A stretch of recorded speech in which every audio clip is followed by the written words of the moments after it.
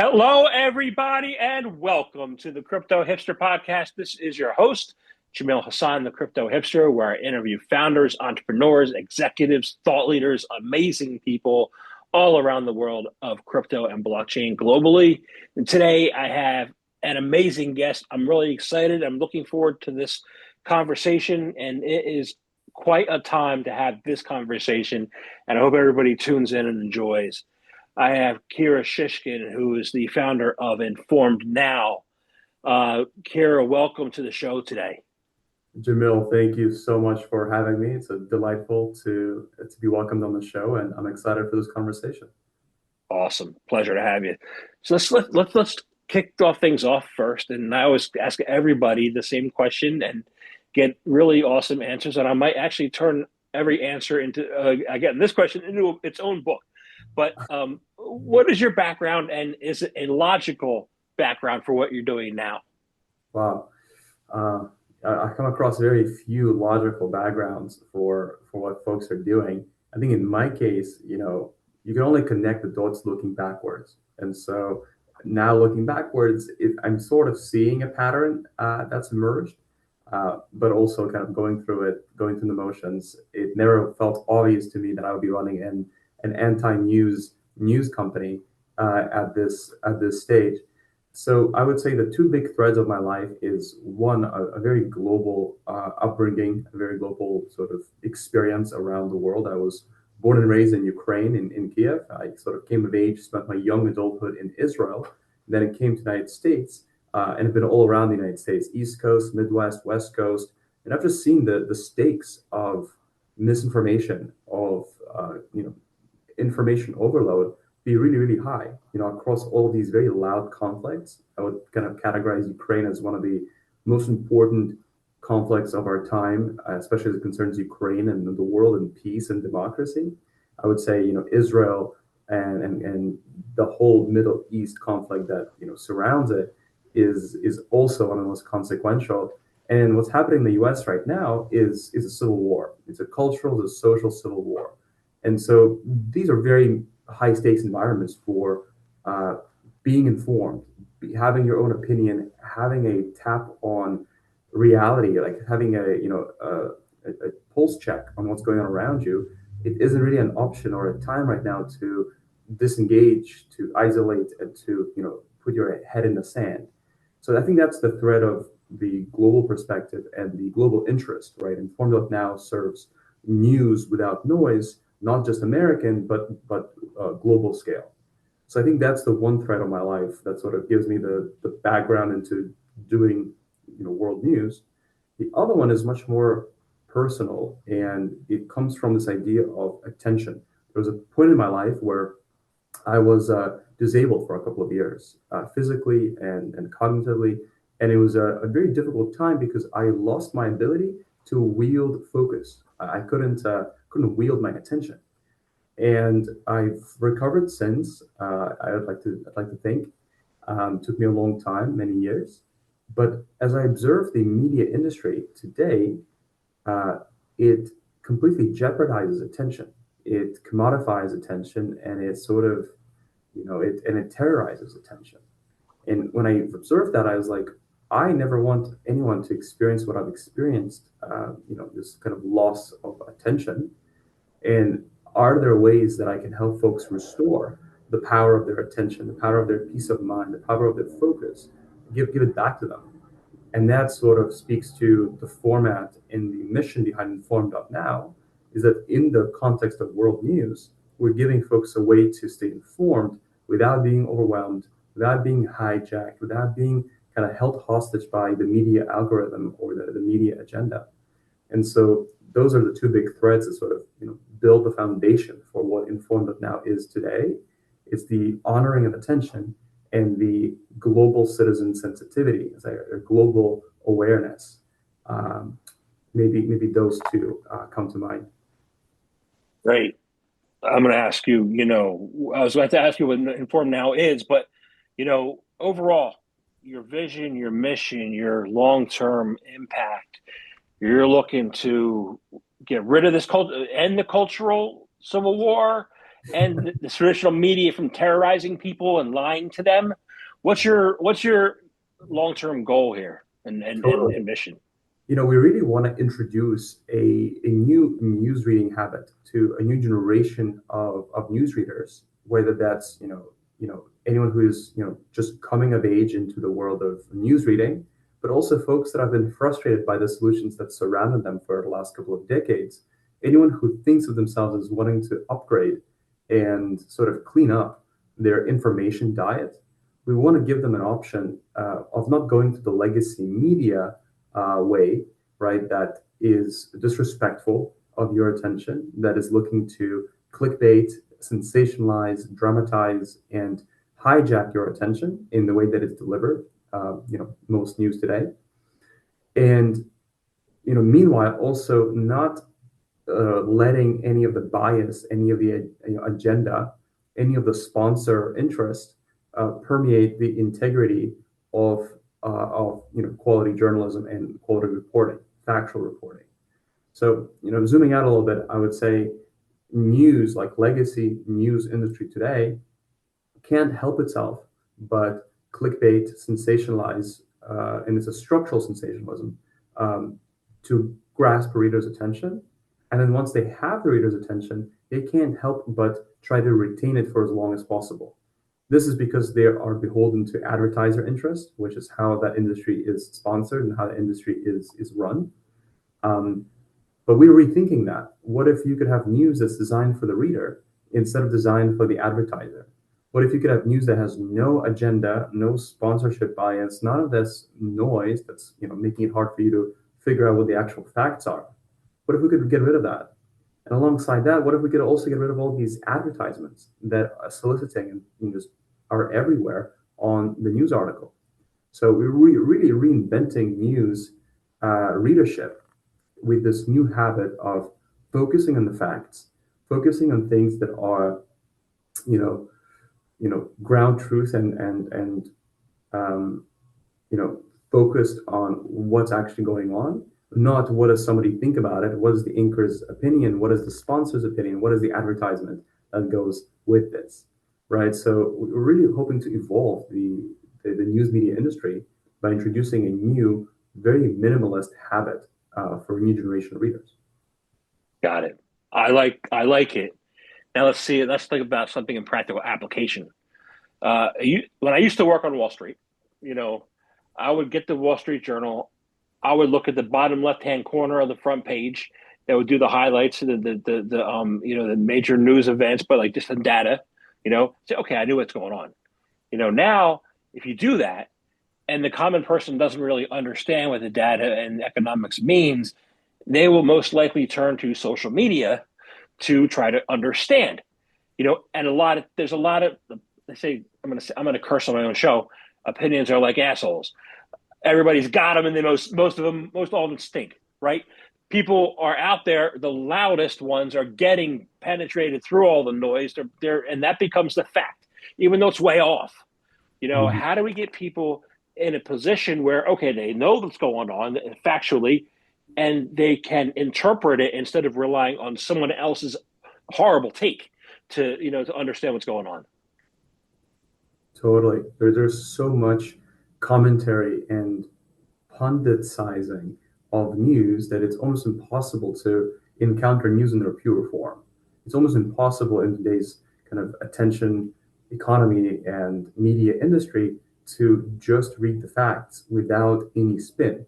Like, whether you're a Wall Street Journal reader, Washington Post reader, or maybe you are more of a New York Times and a New Yorker reader. Maybe you are, a CNN, a CNBC reader. Maybe you're a Fox News reader. It doesn't really matter which bucket you are subscribing to. They None of those names give you news. What they give you is news commentary, and news commentary is not the same thing as news. It's an already sort of digested, processed opinion that is being presented through selective evidence, through selective interviews, through a perspective lens. And we serve people who aren't interested in having their mind made up for them. They want to make up their own mind on things. And so when we think about our format and our process, it's extremely minimal because we stop short of providing any sort of opinion, color, or commentary. That's up to you. That's up to the reader to decide whether you like the tariffs or you don't like the tariffs, whether you like Trump or you don't like Trump, whether you like what's happening in the economy or you don't. That's for the reader to decide. Our job is to give you the facts, give you the tools to make up your own mind. And we do so with a almost a religious focus on primary sourcing. We focus not on, reading other journalists. We focus on getting to the source. If it's an economic update, we're not going to get it from CNBC, right? They don't even cite their sources. It all comes from the primary source of central banks, Bureau of Labor Statistics, Bureau, Census Bureau, and there are tons of primary sources that originate this data and this information, and we'd rather go there. There's a Supreme Court case that you need to know about. We're not going to send you to some pundit talking about it. We're going to send you to the actual Supreme Court opinion, the Supreme Court statement. If there's a White House statement, instead of having Fox News tell you about how great it is or CNN tell you about how terrible it is, we'll just actually directly read the White House announcement and link it for you so that you can interact directly with the primary source of the issue. And so, this is so obvious, right? It's like, what if we could create objective news? We would just look at primary sources and stop short of giving commentary, but nobody does it, right? We're sort of in a category of our own, building and creating what we've done. What if the primary source data is wrong? Well, we always cite the, what is being alleged. Instead of saying this is the truth, we never really say that, right? We say this is what the White House is saying, right? So it's still up to you to say, okay, well, do I believe them? Do I agree with them? That's up to you. But we're not going to ever say this is the truth because White House said it. We're saying this is what the White House said, and now you get to make up your own mind whether you buy this or not. And so there's a layer of keeping a distance from the opinion, of not assuming anything is true, of just saying, okay, employment report is in. Here is what the employment report says. You might not believe it. You might not agree with it. You might think it's inaccurate. We are not presenting that as fact or truth. We're presenting that as a primary origination of this information, right? Which is a difference from the rest of the industry, which, first of all, doesn't show you their sources. You look at any news article, they don't tell you where they get information from, although we all know we get it from the same place because there's only one place where the Supreme Court opinions are published, and that's the Supreme Court, right? If it's a bill of Congress, right, we know where that comes from. It comes from the Library of Congress repository of bills. It's not something that CNBC has that other people don't have. It's not something that CNN has that other people don't have. It just, they don't have the decency to, show their sources and to link their sources and to really just cite their sources, which is basic high school integrity, right? Academic integrity. We do that while not commenting on, what you should think about it, how you should feel about it. Got it. I like that. And I like the word. I like your use of the word decency because I mean, my wife goes to work every day and she turns the news on beforehand and she wants to get the weather report. But then they get into Trump did this, Trump did that, and I'm looking, I'm like, and then the other side, like they're spinning the data however they want to spin their narrative. But I'm like, who are their executives? And I'm like, the executives don't like Trump. And then you talked about, Israel, and I'm like, all their executives are from Israel, all the money. So why is it that they are bashing and trashing Trump every single day? Like that should be either outlawed or illegal, or they should be held to account on what they actually say. So how do you fix that? Totally. And I think it goes even deeper. You mentioned the sort of the executives, but it isn't just about the executives. It's also about the sponsors and about the shareholders and about the advertisers who all have a spin that they would like to see on the reel. And I would say, executives are beholden to advertiser interest and to sponsor interest because those are the guys that are actually paying for the industry, right? It's like, we read news for free most of the time, because we're not the ones paying for them. We're not the ones paying for them because we're not the customer. The advertiser is the customer of this industry. We are the product that's being sold to the advertiser, for a pretty penny. And because the advertiser is the customer, what they want, right, which is sensationalism, which is verbosity, which is dragging you into the black hole for as long as possible, and sponsors, right, who may have an Israel agenda, may have an anti-Israel agenda, may have a Trump agenda, may have an anti-Trump agenda. It's structural. It isn't accidental. It's a completely financial incentive, business incentive, structural consequence. And it's been this way for so long, and across the board, on the left side, on the right side, on the upside, downside, everywhere, that you can't even, and most people can't even imagine that news could be different. That news don't have to be broken like this. News don't have to be corrupt like this. News can be better. But it starts with putting the reader first and refusing advertiser revenue, refusing sponsor revenue, refusing platform revenue, and refusing the personal bias of whoever these executives and editors in chief may be. And that's really hard to do, with the infrastructure that exists today in the American news media ecosystem. It's very hard to undo, right? And so, disruptors like us who are looking to make a dent, to make a difference, we don't have it easy. It's very much an uphill battle, but it's worth fighting, because even if we can save, I mean, I'm being dramatic with the word save, but even if we can help a small fraction of people who are looking for a better, cleaner, healthier relationship with information, it will be plenty. We don't have to save the world. We have to save the people that are looking for us.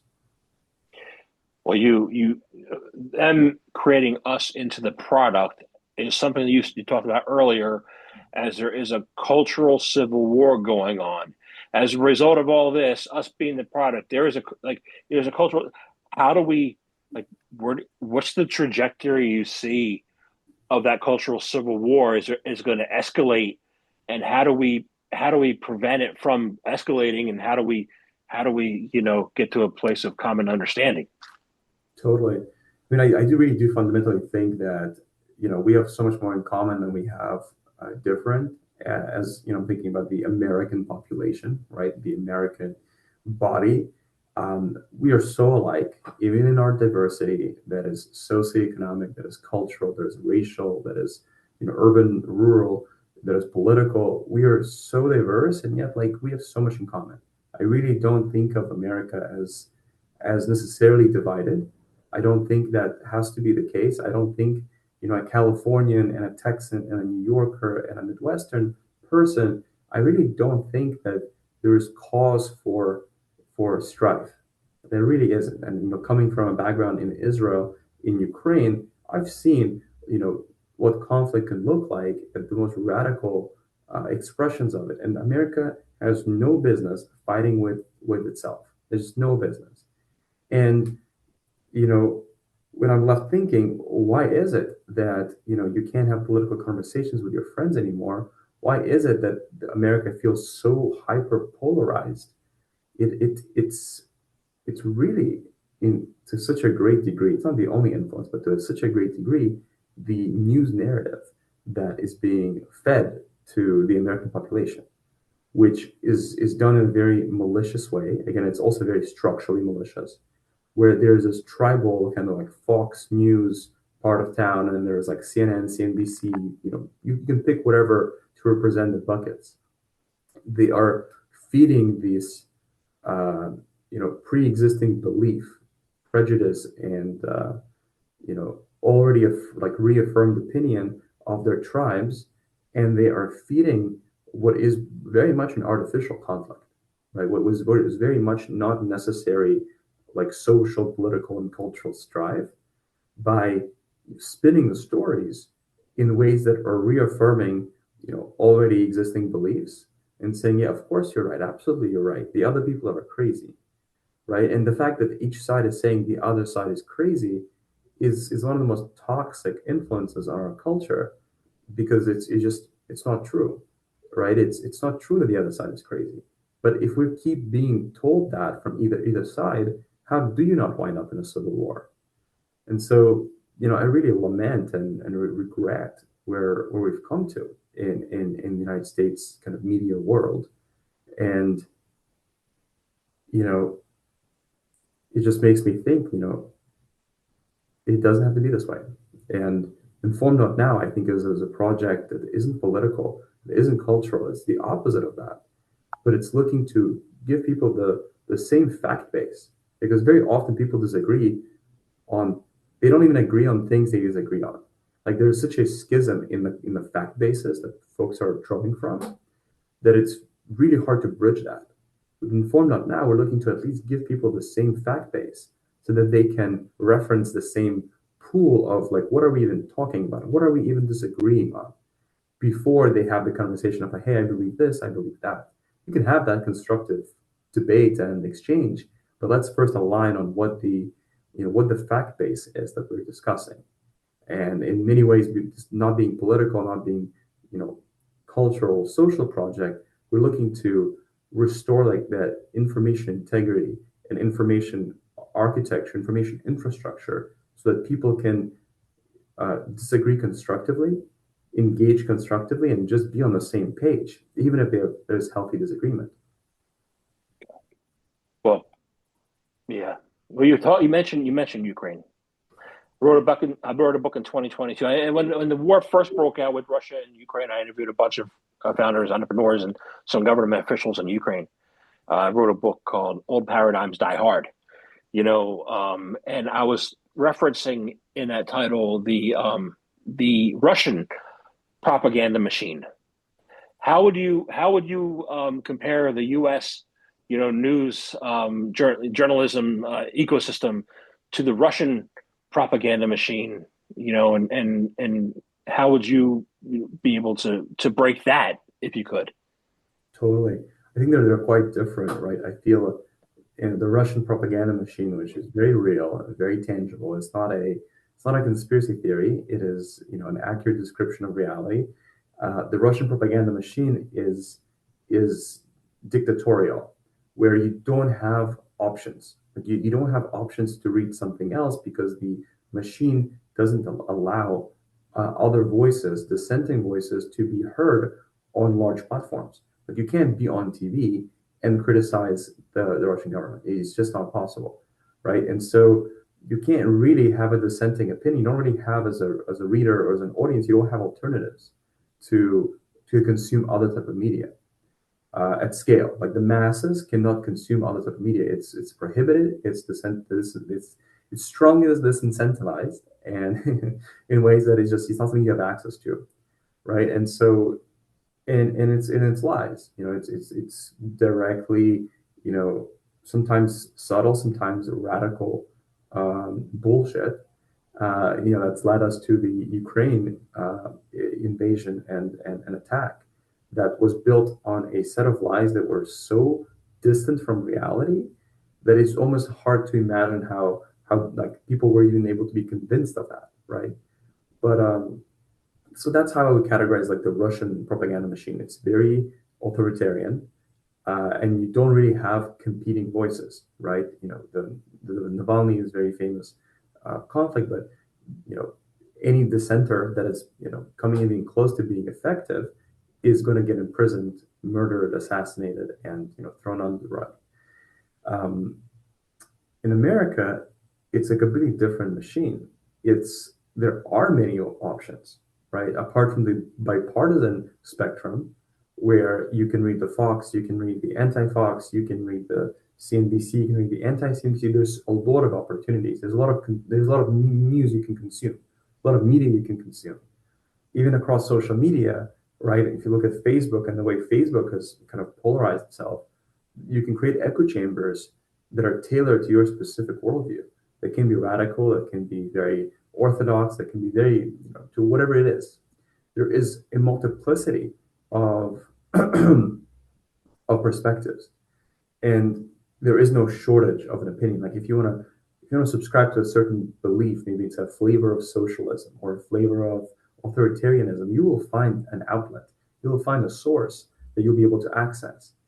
To me, the problem with American media is a little bit different. It's the fact that whatever you believe in, whatever you already believe in, or whatever you're already convinced of, um, the industry will deepen your echo chamber. They will almost like create a delusion for you to live in, and you can live in your own conspiracy theory. You can live in your own sort of belief or whatever it is, whatever you want it to be, and that has a very crazy, almost like a psychotic effect on people, as you can become so deeply convinced by whatever your delusion may be, right? Let's just call it a delusion for example, that you can live in an alternate reality, right? You can live in this echo chamber in social media, in traditional media, that's going to convince you with every single thing that you see that what you already believe is true. Whatever delusion you have, that's truth. And that isolates you and radicalizes you, and misinforms you and misleads you in ways that are hard to describe. It's a very different type of sin from the authoritarian propaganda machine of Eastern Europe. And I think it's very novel. I think it's definitely an effect of a proliferation of perspectives instead of the consolidation of them. Um, I'll stop here. I can talk about this forever. I'm sure you can. So basically, what I've seen recently is, it's probably the algorithm is to me. It seems to be, it might be a delusion, is that UK is undergoing a Muslim takeover, and so is the US. And that's just happening for and Somalian takeover. And I'm like, it's not takeover. Like we have more people here than they have in their countries. Like, you know, so like how do you put the brakes on that, on that echo chamber from like fulfilling your whole entire social feed so that you believe it? I mean, 100%. I mean, the first most obvious, but I think a lot of people would struggle with this is stop consuming social media. Stop consuming specifically news from social media. If you get your news from social media, which either you're getting it from like your friends reposting this and you like your friends, you trust your friends, or that you get it from the feed because you're subscribed to a news channel on Facebook or a news channel on another platform, just stop doing that. The algorithm of social media prioritizes virality, prioritizes sensationalism, prioritizes, emotional triggering. It doesn't prioritize facts. That friend that you like and that you trust, they reposted something not because they verified it. Nobody verifies anything. It's because they were triggered by it. And so you have the choice of, are you gonna, pass on this sort of triggering effect because you're angry at something, because you're agitated by something. It only feeds into the narrative of deepening the echo chamber, of proliferating the echo chamber. And I would strongly, just step one is stop consuming news, stop consuming real information from social media. Just treat it only as entertainment and only as socializing if you must. But don't consume information from social media. It's the incentives, the structural incentives that govern that industry and that ecosystem are opposed to factuality, opposed to accuracy. They are for triggering, and they're for sensationalizing. And we all know that. It's very obvious, right? It's very well acknowledged. And so that's just step one. I would say number two is don't just read um, you know one source.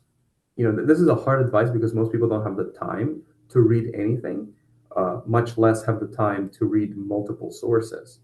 But we believe, with like for example with informed.now, we believe that when you read news, you shouldn't be able to control what the news are about. When you read news, you should be surprised a little bit sometimes. It's like, oh wow, I had no idea that this was happening, or I had no idea that this is something you know that is newsworthy, right? Because if, for example, you subscribe to, for example, maybe it's Wall Street Journal, you're gonna get very much financial news, right? You might have financial leaning news, maybe even conservative thought, and it's going to dip in your echo chamber, even if you just read that, because there's things around technology, healthcare, culture, society, military that are happening, but are just underreported by Wall Street Journal because that's not their bread and butter. It's not their focus. And so, for example, like bringing this to informed.now, we have this mechanism where people aren't able to choose, hyper personalize what is presented to them. Because if they were, we would just be building an extremely effective echo chamber. And we don't want to contribute to that sort of philosophically, we don't agree with that trajectory. So our filter, kind of what our editorial machine looks at is significance. Is like how much is a certain news item changing the world and changing like life on earth for thousands, millions of people. And it's across different topics. So on a certain day, it could be more about technology and science. On a different day, it could be more about politics and culture. On another day, it could be more about military and healthcare updates, right? And so we look at the entire range of topics, but sometimes, and very very often actually, our users say, "Oh, I was surprised to see that because no other news sources are talking about it," right? It's like there is no niche for this. We like to sort of really diversify and mix in things that you wouldn't expect to see if you were building your own echo chamber. So I got to tie this. This is the crypto hipster podcast, and I have to tie this into crypto and say that people make their investment decisions in crypto based on narrative. Well, not everybody, but like a huge part of investing in crypto is narrative, and it is relying on that echo chamber, right? So how can new investors, because a lot of people have their own ways of habits, right? How can they incorporate these narratives into their investment choices while still making objective choices in their investing? And the best method to really approach this narrative, crypto journalism area. Yeah, wow, that's a tough one because I love what you said around, investors make decisions based on narratives. We all make every decision based on narratives, and I think when a decision is so consequential, such as allocating your capital towards, what is a high risk asset, I would try to really keep in mind every single narrative that is sort of prevalent. So not just reinforcing your own, but writing out and explicitly articulating, okay, so here's my narrative, here's like what I believe is happening. What do the other people say? Like if I'm a bull, what do the bears say? And I'd like to really articulate that narrative, right? And see them both and write them down. Don't just, flash them in your head. Quality of thought when it's inside our head is extremely low. It needs to be articulated, it needs to be expressed, it needs to be written out. And when you write out all of these different narratives, you know, obviously you should be tracking, a whole set of metrics, right, in the market, in the industry, well beyond the obvious, and see, at any given time, are these narratives relying on certain metrics to be true? For example, if I'm telling myself a narrative A, under narrative A, these metrics would need to indicate the following things. And you look at the indicators and say, okay, well, which narrative is supported the most by them right now? And it might change and it might cycle. And I think this exercise itself is an awareness that your narrative is just your narrative. It isn't the narrative. And keeping all of them sort of on monitor, on display, alongside the metrics that you're monitoring, I think is really important. And very few, it's very obvious, none of this is rocket science, but very few people do that. Very few people actually give voice to the dissenting narrative from their own. They come with their opinion, they're like, this is exactly what I believe, and then they just collect confirmatory evidence. When that's not a bad way to do it, but you need to do the same for the other side. You must do the same for the other side if you're to hedge the risk of making an allocation decision. And so I would just encourage people to go back to the basics of, elucidate, articulate every single narrative, try to support them, try to give them the best, the strongest case before you pick what your narrative should be. A lot of people won't do that, but it's time consuming. No one's going to do it. Yeah, but it makes a lot of sense to do it that way. Awesome. So I want to go back to one thing, a couple last questions. I want to talk about you being disabled. What lessons did you learn from that experience? Yeah, I mean, flashback to what happened when I was a young lad. I was part of a car accident. That was a lethal car accident. The two drunk drivers that crashed into my family's car, immediately passed away, and it really changed the trajectory of my life fundamentally, of my family's life. And without getting too much of the details, what happened to me was brain damage that caused amnesia, like long-term loss of memory, as well as a loss of short-term memory. Like for years, I couldn't remember things, I couldn't concentrate, and I couldn't learn.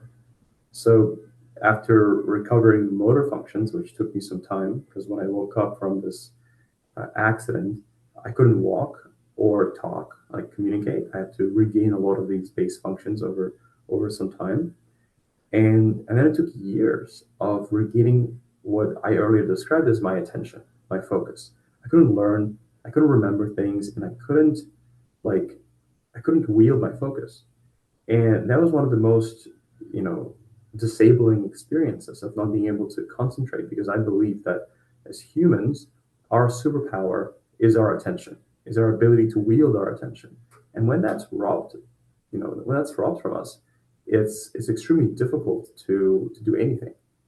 So for me, it was just years of disorientation and the feeling of like, shit, like that's it. I'm cooked. There's nothing I can do to get back. Um, and I think, there's lots of lessons that I've learned along the way.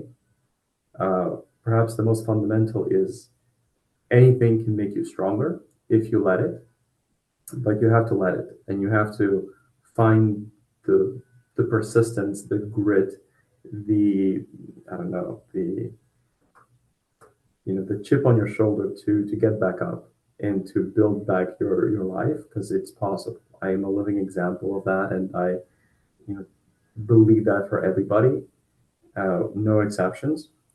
But you have to not treat yourself as a victim, even though, like, in that situation, objectively, I was a victim. Um, but you don't want to have that become your identity, right? It's like you can be a victim of a certain circumstance, but you don't have to adopt victimhood as your identity moving forwards for the rest of your life. I think that's very important. And I think, to summarize all this, every tragedy, every accident, anything has the chance to make you stronger if you let it. Got it. I love that. That's wonderful to hear. I'm going to take that on too. So thank you. And I want to thank you very, very much for your time today. I enjoyed speaking with you. And I have only one last question. It's how can people find out more information about you and about Inform Now? I really, yeah, I really appreciate it. It's been delightful being part of this conversation. Thank you for welcoming me on your show. If there are any news minimalists among us that are interested in what we're doing, our website is our brand name, so it's literally informed.now. And it's a way to learn more about our mission, what we're doing, and be part of the revolution that we're looking to bring to a new generation of people who are tired of bullshit in media, especially bullshit in news media. And I'm very friendly on LinkedIn, Kira Shishkin on LinkedIn. I'm the only of my kind, and I would be, meaning I'm the only one who has that name.